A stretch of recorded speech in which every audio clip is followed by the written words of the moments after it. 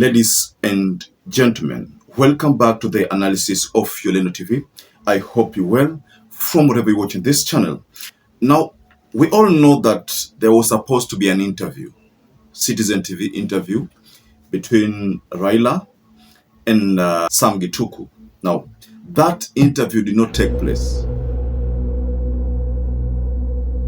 Of course, one would easily attribute that failure of that interview to the pressure that Raila Odinga is facing right now. This decision by him to work with William Samoei Ruto is something that is going to cost him politically.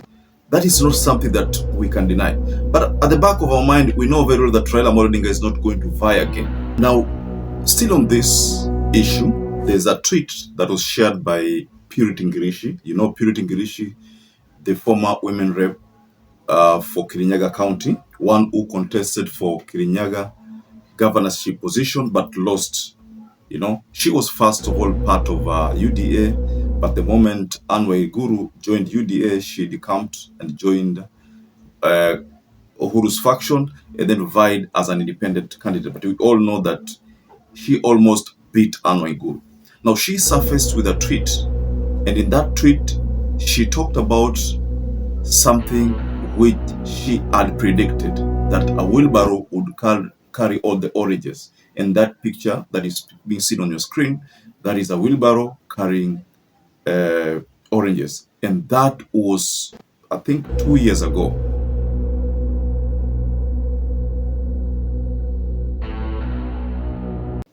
Now, also on this same note, because the big concern here is that the pressure that Raila is feeling right now could be as a result of a blunder which he must have committed, this union between him and Ruto. Now, also we realizing there is a statement that Davadi issued there, talking about what he had foreseen. He knew that ODM was going to join UDA, so that's why his ANC had to join with UDA in advance, because so that when Raila comes on board, wao wawe pale kuongea na huyu Raila Odinga, kumwambia venye wanataka.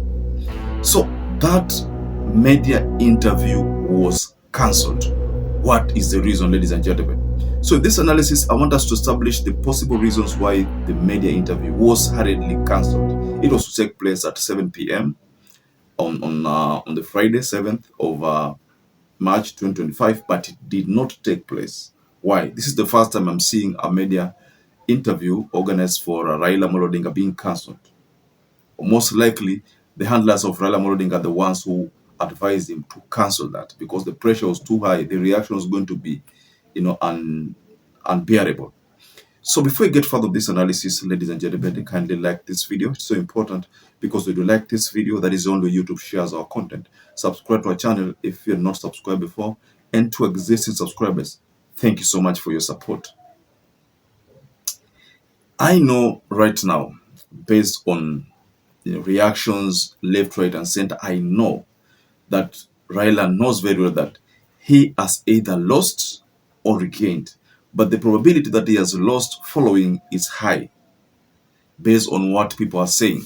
But we also know that Raila is not going to vie for presidency in 2027. That is a fact, especially based on the statement from Ruto.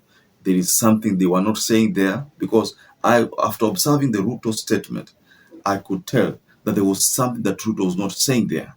That is what I was concerned about. What was he not saying? He was not saying what they have agreed about, matters role and matters what is going to give Raila, but he talked about the respect that should be accorded to Raila Odinga. Now, talking about respect, I agree with Ruto. That is necessary, because he's an old man.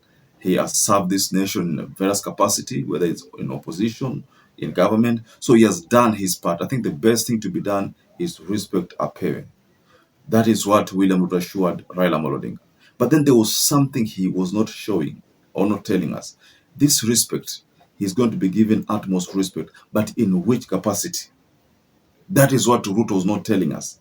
So I knew, probably all the handlers of Raila Odinga knew that that was going to be a concern during the interview. So most likely they could have figured that the best thing to do is to first of all let this narrative kwanza kidogo iende kipunguza, because makali alikuwa juu. Because for those of you who are listening to statement by Ruto the moment he walked out of KICC and they were giving some statement to the people. Watu walikuwa na shout uongo. I mean, it's not my own making. The video is available on the social media. Watu walikuwa na shout uongo. Leo mimi na baba tumeweka sahihi maelewano ya kuunganisha taifa la Kenya iwe taifa moja. Tulete jamii zote za Kenya pamoja, dini zote za Kenya pamoja, sehemu zote za Kenya pamoja. Na wauliza watu wa Nairobi, munasema tuungane ama tutengane? Now, that is a trend. Of course, that is what has been, people keep saying, you know, especially whenever Ruto makes any promise, uoni uongo. So it was not a strange thing. This is ni kitu ambacho Ruto amezoea kuambiwa ni uongo. But does he care? That's another concerning thing. Does he care? Most likely, what Ruto is now concerned about is how he can win the strongholds of Raila Odinga. He's banking on coast. He's banking on Nairobi. He's banking on Nyanza regions. He's banking on Western region. He's banking on other regions, Narok County. So strongholds of Raila Odinga. That is the concern of William Ruto now. He knows that out of the votes, he's not going to get all of them. But if he gets even 40% of the votes, to him is a plus, you know. And if you get the 40%, according to him, he thinks that he shall have replaced the votes from Mount Kenya. And then if he gets other votes from other regions combined, he believes that he'll get the 50+1 mark. But of course, we know that that is a very big challenge to Ruto to gain that 50+1 mark this time around. Remember, the difference between Raila and Ruto was around 200,000 based on the votes which Chebukati had pronounced. If that was the case, ladies and gentlemen, then you should know that should they go for a maybe 2027 election, alafu asimame na mtu, maybe asimame na Kalonzo, yeah, itakuwa ni tricky sana, lakini maybe getting the 50+1 itakuwa tricky, lakini kutakuwa na kivumbi. If this plan of the opposition ikifail, that they will be the ones who are going to be blamed. You see, if opposition fail, wao ndo talaume. Why? Because Omtata wants to vie, Maraga wants to vie, we are told about Matiang'i, though he's not come out publicly, he wants to vie. Kalonzo wants to vie. You know, this is a reason why Ruto atawashangaza. Unless they agree on a candidate, then Ruto atapata shida. So, based on this, ladies and gentlemen, what do you have to say? Do you think Raila feels the pressure now? Is that the reason why his handlers quickly cancelled the interview? I suspect that is the reason, ladies and gentlemen. So just go below in the comment section and tell us about what you think concerning that move.